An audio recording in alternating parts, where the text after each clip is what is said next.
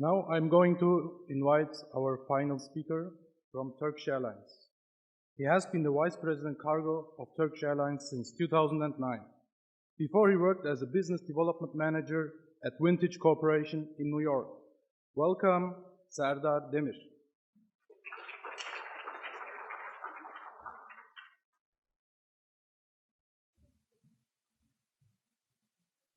Okay, speaker. Okay. Actually, it's not good to be last one, but I like to keep it attractive. Okay. And I request one final attention from all my young colleagues and my experienced colleagues from the IATA, from the other countries, and special thanks to the university who organized this. Okay.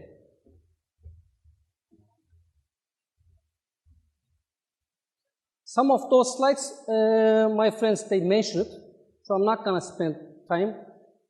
What I'm going to say, I got to talk about the Turkish Airlines. Turkish Airlines is the power behind of the Turkish cargo. Turkish Airlines makes the Turkish cargo. Then I'll talk about the Turkish cargo. Then the third one, what's the Turkish cargo strategy at the third airport? We all know about the Turkish Airlines, but generally, I like to say what we do. 120 countries. We are the airlines who goes to the more country than any other carrier. 120 countries.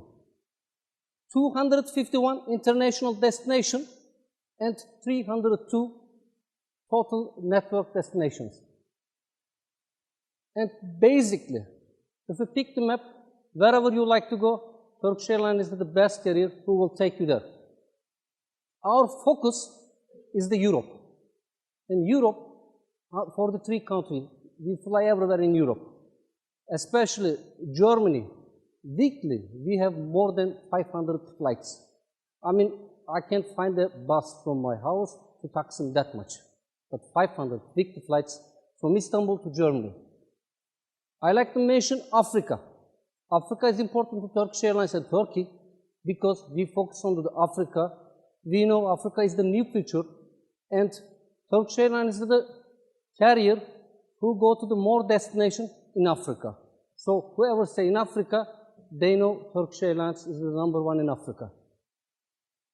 Also, we go to the Middle East, 34 destinations, and 35 destinations. Also, we go to the Asia and Far East, 11, total 17 destinations, total South and North America.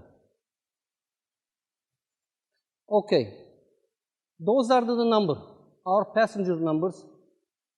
Growing well, it will be much bigger and much better, but 2017, domestic and international, totally 78 million passengers we carry.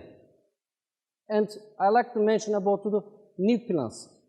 New plans are important to us. How we organize, how we grow, how others can't grow, what's the strategy behind of it?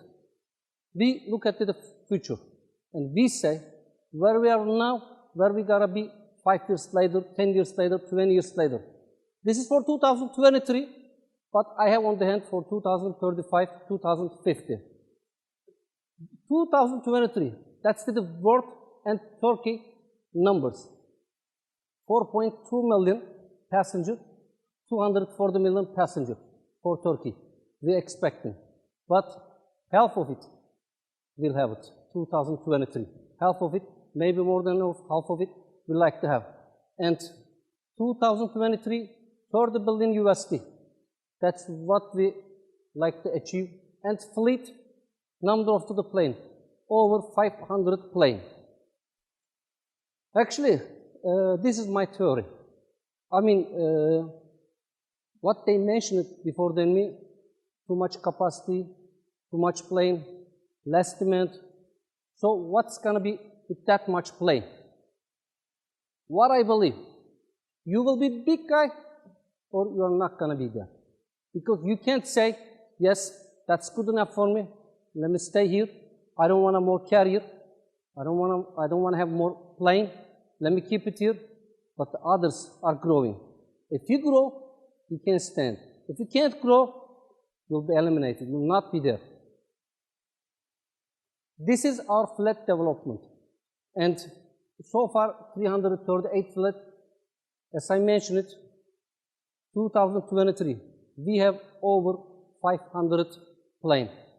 I mean, last year, it was very difficult year for Turkey and also for Turkish Airlines. Yes, we have suspended some of our operations. We have difficulty. But the big picture, this big picture, it's never changed. Yes, 120 million, 30 billion USD, we will catch all those numbers. Whatever we missed this year, we'll catch it up. That's what we're working on. And that's our fleet. Wide body, freighter, and narrow body. There are three types of plane for the cargo. Narrow body, wide body, the big planes, and the freighters. Totally, we have 13 freighters. 9 of them belong to us. 4 of them are wet lease, but 2 big planes, 2 big freighters are on the way. That's how we carry our cargoes. And you remember this picture because this is very important picture. You can see almost every flight, but I like to mention narrow body range. This is one of the biggest advantages of the Turkey. From the primary school, everybody say Turkey geographic location, Turkey's geographical location is important.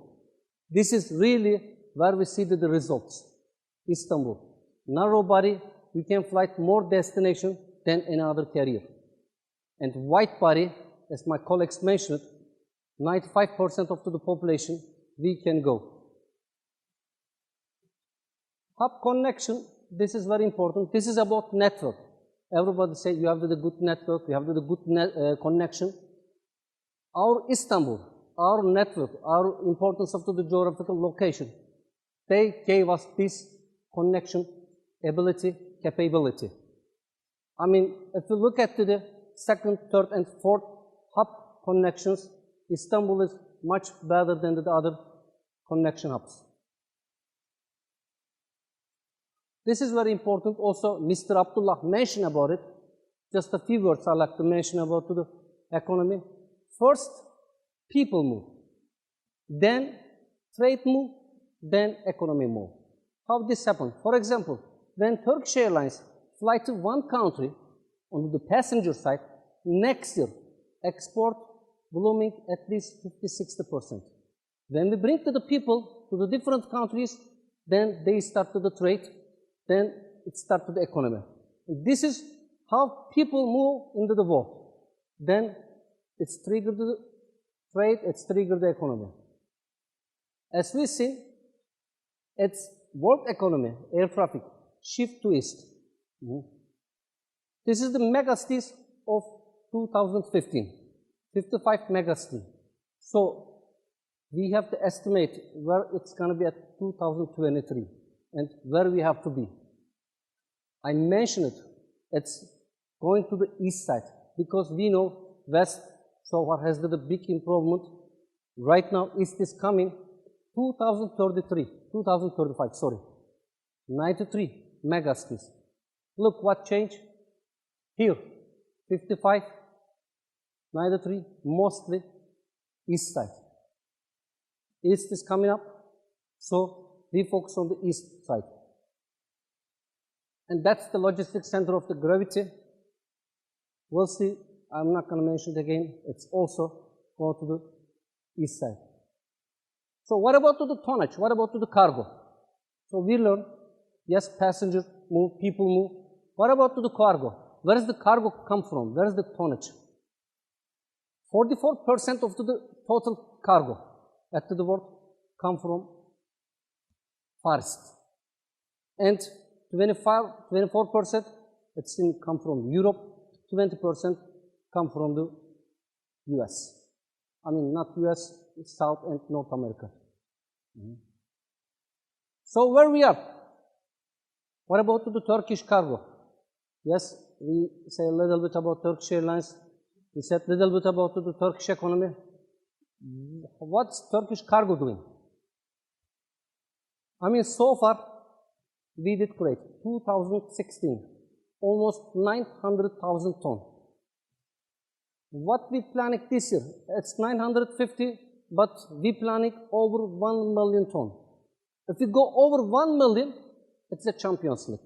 And this year, yeah, it's a 950, but we target over 1 million ton. Easily, 2017, it's not going to be 950. Yes, they said 950, but we promise we target 1 million ton and will be on the big league at the end of this year. Every year, Turkish cargo grows 20%, approximately between 15 to 20. At the end of the 5 years, it makes approximately 250, 300%. This is very important. I like to talk about it. What is the market share? Market share is that actually, if you are the carrier, you only bring your cargo from Turkey to other destinations, and you only bring your cargo from the China, Far East, wherever, only from China to Turkey or Turkey to China, you are the local player. If you want to be the global player, you have to get into the big market. What is that? You have to bring cargo from China to Germany, from Johannesburg to US. I mean, you have to be into the world market. And if you are into the world market, if you have the market share into the world market, that makes you the global player. And you may increase your tonnages, you may increase your numbers, revenues, you may increase your profits, but at the end, how big player you are, what's your market share? That's where are you at the global market. This is where we are at the global market. It's very important. 2010, imagine it's almost 1%. Right now, it's 2.7%. My friends, 2.7%, it's not a small number. It's a very big number. 100% of the world cargo, you got 3% of it. And if you look at the improvement, from 1% to 3% almost, in almost 6 years. This is the biggest success behind of the Turkish cargo. When you come these numbers, then global fight start. That's where we are in right now. Freighter destinations. Actually, Turkish Airlines, when they make their plans, their network, they do it according to the customer, according to the passenger needs. For example, we are planning to open a session, opening a new destination at the Bangkok. What they look, hey, do we have enough passengers there? Yes, we do. Let's start. What we do with freighters? Passenger network, it's so different from the cargo network. We set the cargo freighters, then we balance this passenger network. It's really helped to the Turkish cargo. And transit ratio, I like to mention about the transit ratio. As what I mentioned, market share, very important. Transit ratio is mean that, many of you may know, it is the cargo belong to the Turkey or it's the cargo belong to the worldwide. It's not coming to you. It's, for example, one cargo, if it's coming to Turkey or go from Turkey, it's not in your transit ratio. If one cargo coming from US, go to another country. From one country to another country, you are not in it. It's somebody's market. You get in that market, it's the transit ratio, then that's our transit ratio. We try to increase the transit ratio. If you go big in the transit ratio, you are big in this global market. So numbers are getting bigger and bigger. What we need? The easiest way of growing, buying the planes. You pay it, you buy the planes. That's simple. But it's not easy. If you pay for the hub, you can't make a hub. There is a big technology. There is a big process behind of all these facilities.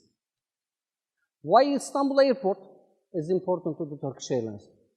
All we know, one of the biggest reasons for the Istanbul Airport is the Turkish Airlines.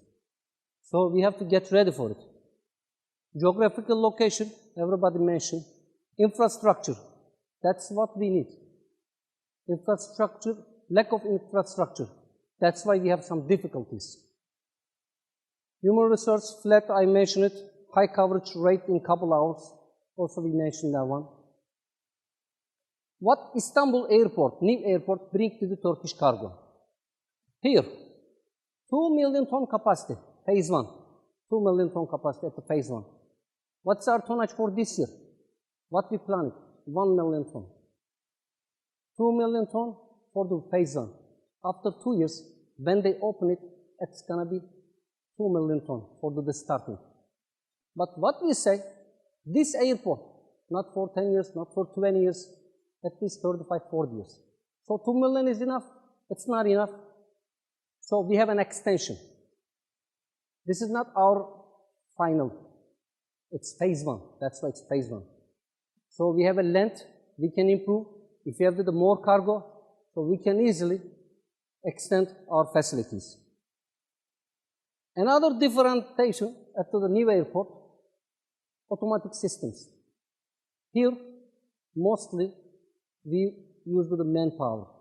It's manpower, but every process of the cargo, we use the IT. We accept the cargoes, we control by our IT system. But it's not totally electronic systems, it's not totally automatic systems into the warehouse. At the new warehouse, it's going to be the totally automatic systems. And also, I like to mention, some of my colleagues, they mentioned Turkish cargo, Turkish Airlines is the basic cargo carrier. We don't accept that because there are some Turkish, we saw the other 3 stars. We are the stars. Why we are the stars? What's the differentiation? Because at the new airport, for the special cargos, for the special products, we have the special facilities. For the perishables, it's very important. Turkey right now export one of the world's biggest fish exporter. So we have to support that. So we have the special perishable facility in our new terminal. E-commerce is blooming. So we have a special e-commerce facility in our new warehouse. Live animals, race horses, African exotic horses, animals, will carry all those, and we have special facilities for all those cargoes. And importance of the single hub, not only facility-wise, also center of all flights. For example, in Germany, for one carrier, there is 2 hubs. Imagine that, for example, Turkish Airlines use Atatürk Airport at Sabiha Gökçe at the same time. It's not efficient. So, if you want to use the one hub, you need a big hub. You need a good connection. It gives you the flexibility. It gives you frank dip. It gives you the penetration. And more cargo, more passenger from one hub, it makes your connection times are shorter. So, shorter connection time, what people want, what cargo want. And I like to compare the big hubs.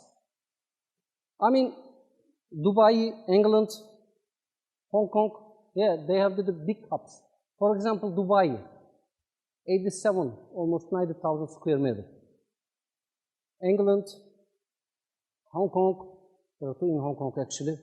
So, 2 million ton. This is for the new hub actually, not the current one. That's what we're gonna have in our new airport. And effects on competition, what we expect, will be on the same league. Imagine they have the bigger facility, better technology, but we don't have that at the moment. But when we have this, so we'll be into the same league, same equipment, so it's going to be much better for our competition. This is about IT. I'm not going to talk about IT much, but I like to mention 2 things again. In order to make your company, in order to make your career, or in order to make whatever you do much better, there are 3 elements, and you have to work on it. And they call it head, hand, and heart. Head, and heart. In cargo facility, in aviation, hand means facility. Hand means manpower. So if you have the good facility, if you have the good infrastructure, so you are not going to worry about your operation. What's HET means? HET means IT. Whatever you do in the new century, it doesn't matter which business you are in, even you are the bakery, maybe IT help your bakery, how it help, you have the internet sales maybe. But imagine if you are industry, you need the IT, and Turkish Cargo totally changed its IT infrastructure. It took 2 years to change our IT structure. And 2 years ago, we made a new facility in Atatürk Airport. It took 1 year. Spent almost $100 million. It took 1 year to make this facility. But IT infrastructure, it took 3 years. It's very difficult to change the IT infrastructure and the IT philosophy in your company.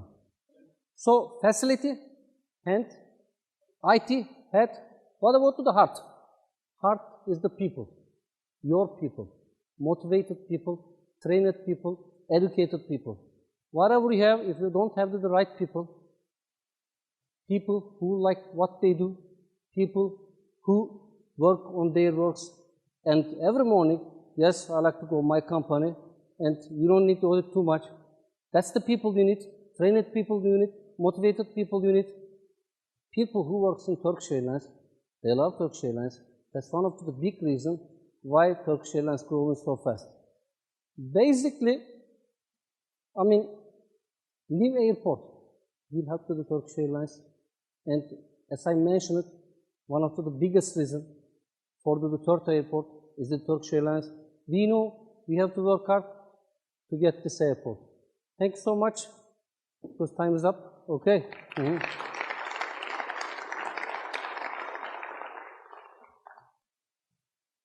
Yes, any questions? I mean, I will make the same question for Ayata. I mean, we have been speaking a lot about cargo being like the bad boy of the airlines. What is the situation in Turkish Airlines? I mean, how is the culture looking at passenger side of the airline versus cargo side? Actually, as I mentioned, in Turkish Airlines, before, in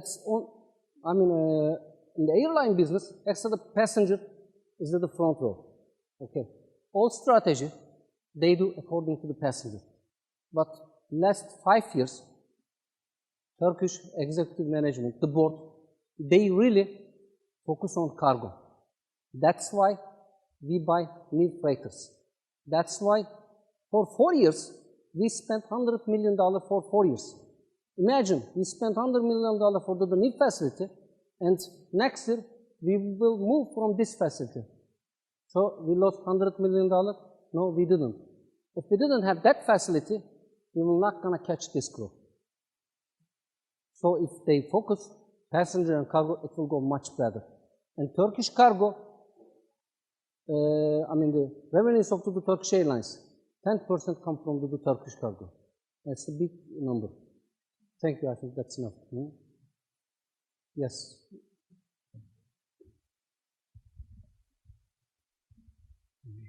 Thank you for coming. I'm Leyla Adiloğlu from Özyeğin University. My question is about U.S.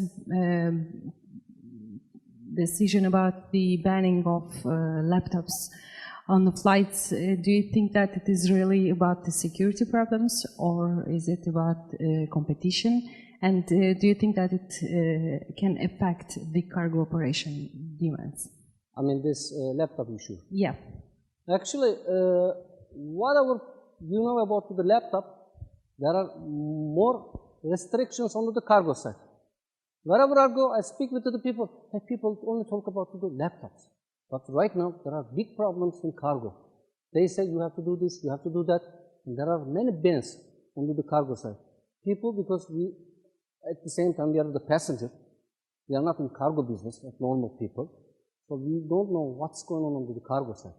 On cargo side, there are too much difficulties come from the US, come from Europe, but we are ready. That's why we change everything. It's not easy, but we have to work and we have to achieve. Yes, it's going to be difficult, but we believe we achieve that also.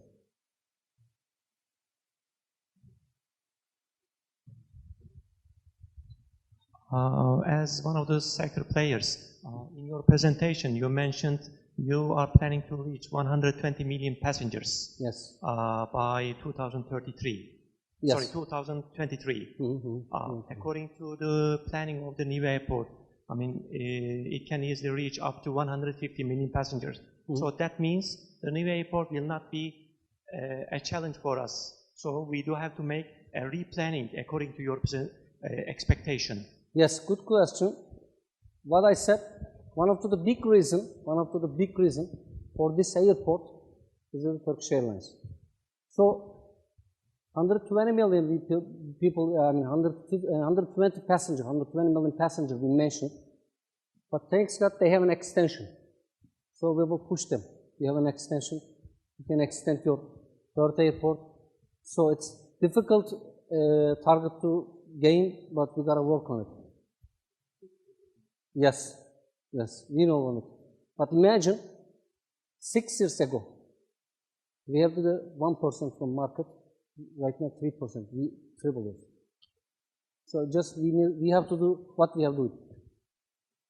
Yes, please. I will continue the same question that my colleague Leyla asked. As much as I know, first of all, I love cargo. I prefer Excellent. cargo to passenger. I used to be an ex-Dubai manager of Turkish Airlines, so my load factor was 99. I was preferring to have 80% of load factor and put more cargo to my belly, because cargo doesn't complain as much as the passenger complains. If I come back to the ban issue, this laptop ban issue, which we are also focusing as a Istanbul Bar Association on that subject, we are going to hold a big conference on that subject.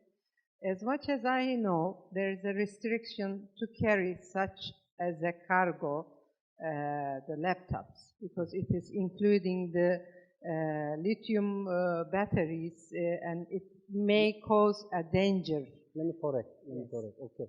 You can carry laptops and cargo, but you can't carry batteries. You can, separate them. Yes, we also carry the batteries, but you can't carry some certain amount of the battery. Batteries has the problem. There's a restriction on the battery. As much as I know, EASA's last decision, European Safety Agency, was announcing carrying the laptops on cargo cabin may cause more danger than carrying on in cabin, because if the fire caused from the laptops, if it happens in passenger department, you can easily understand that. I understand. Yeah. If they worry, maybe they gotta change their idea, then they allow to carry the laptops on the board. Hopefully, this is IATA is here. Stefan, you heard about it. Okay. This is responsible for them. So as Turkey, we say it's much more dangerous. This is only a commercial decision. Yes. I guess actually it's not commercial. It's a safety item. No, the ban issue is a commercial. But the totally. Yes. Okay. Maybe I think it's okay. Thanks so much.